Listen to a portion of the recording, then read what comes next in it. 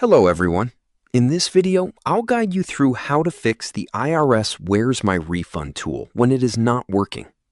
First, check if the IRS website is temporarily down or under maintenance because server issues are common during peak filing season. Next, clear your browser cache, cookies, or try using a different browser or device since outdated data can block access. If the page still won't load, switch from Wi-Fi to mobile data, or vice versa, to rule out connection issues.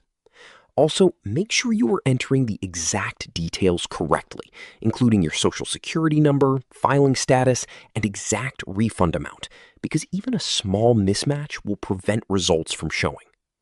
If your return was just filed, wait at least 24 to 48 hours before trying again.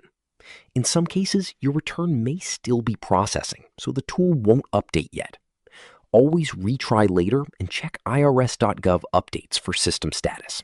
Subscribe to the channel for more videos.